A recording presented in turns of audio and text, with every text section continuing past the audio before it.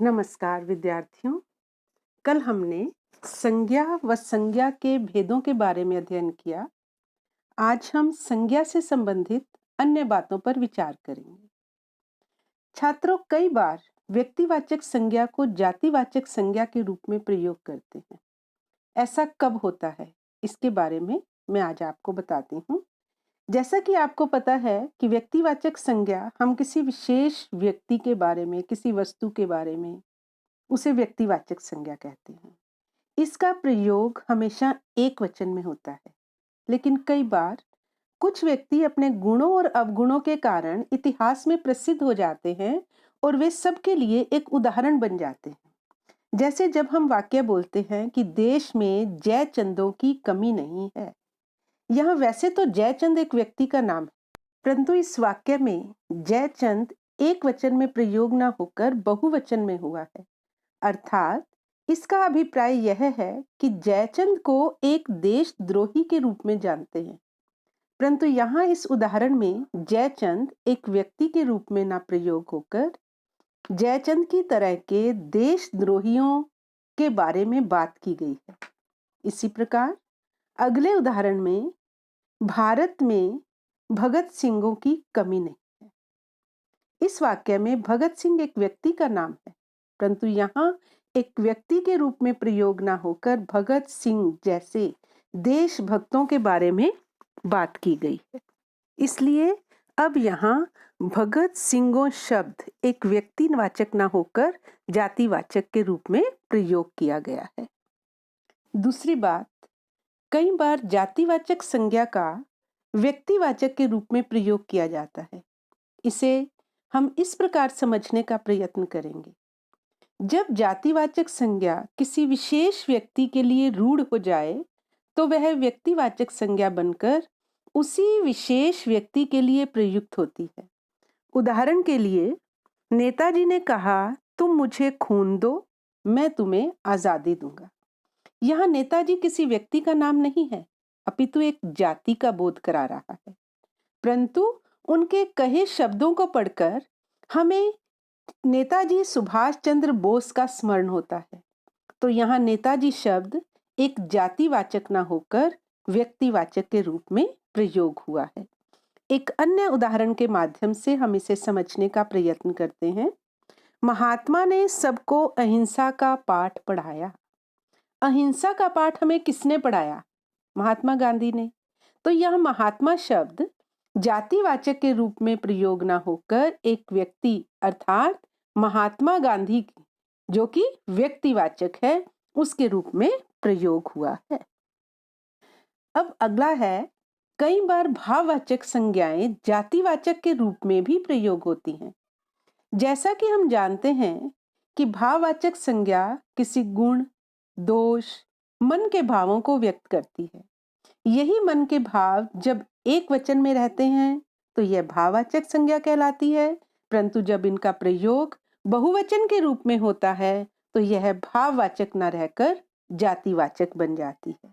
उदाहरण के लिए, सैनिक जवानी में शहीद हो गया। यहाँ जवानी शब्द एक भाववाचक संज्ञा है क्योंकि यह एक वचन के रूप में प्रयुक्त हुआ है। परंतु जब हम इसे इस प्रकार पढ़ें कि हमारी सड़कें हर साल कितनी जवानियों को लील देती हैं, अब यहाँ जवानियों शब्द जवानी शब्द के बहुवचन के रूप में प्रयोग हुआ है, तो यह जवानियों शब्द अब भाववाचक न रहकर जातिवाचक बन गया, तो यह एक जातिवाचक संज्ञा कहलाएगी। इसे एक अन्य उदाहरण द्वारा समझने का प्रयत्न करते हैं। बचपन कभी नहीं भूलता। यहाँ बचपन एक अवस्था है और यह एक वचन के रूप में प्रयुक्त हुआ है, इसलिए ये भाववाचक संज्ञा है।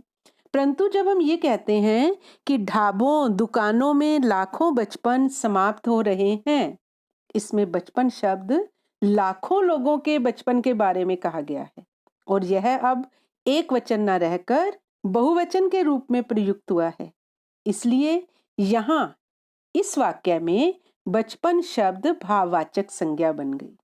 तो बच्चों, उम्मीद है आपको यह तो समझ आ गया होगा कि कब व्यक्तिवाचक संज्ञा जातिवाचक के रूप में तथा जातिवाचक संज्ञा व्यक्तिवाचक के रूप में और कब भाववाचक संज्ञा जातिवाचक संज्ञा के रूप में प्रयोग होती है। अब आगे आता है भाववाचक संज्ञा का निर्माण कैसे करते हैं। कुछ संज्ञा शब्द मूल रूप से ही भाववाचक होते हैं, जैसे जन्म, सत्य, ज्ञान, दया इत्यादि। लेकिन ज्यादातर भाववाचक संज्ञाएं हमें बनानी पड़ती हैं।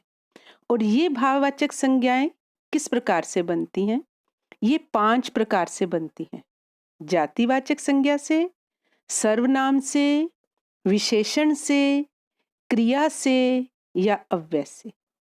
जातिवाचक संज्ञा से, जैसे उदाहरण के लिए शिशु से शैशव। ईश्वर शब्द एक जातिवाचक शब्द है।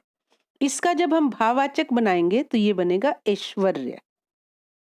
दूसरी भाववाचक संज्ञाएं बनती हैं सर्वनाम से, जैसे आप शब्द एक सर्वनाम है। जब हम इसका भाववाचक संज्ञा बनाएंगे तो ये क्या बनेगा? आपा। इसी तरह से अहम से क्या बनेगा? अहंकार।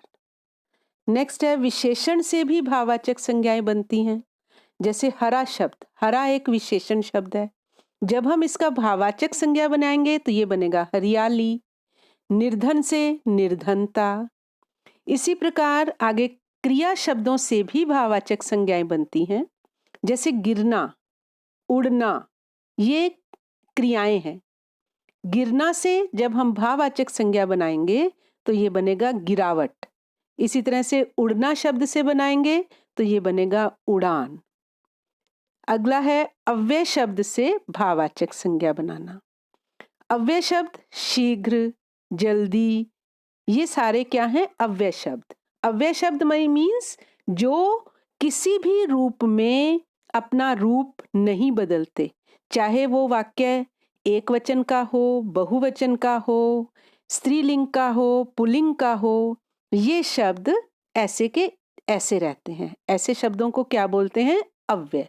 तो ये शीघ्र, जल्दी इत्यादि क्या है? ये अव्यय शब्द हैं। तो शीघ्र से जब हम भाववाचक संज्ञा बनाएंगे तो ये बनेगा शीघ्रता। जल्दी से जल्दबाजी। आशा है आप सबको अब संज्ञा के भेद, उनका परिवर्तन और भाववाचक संज्ञाएं बनाना, इन सब बिंदुओं की जानकारी हो गई होगी। इसलिए अब आप दिए गए बिंदुओं के आधार पर इस गद्यांश को हल करने का प्रयत्न करें। धन्यवाद।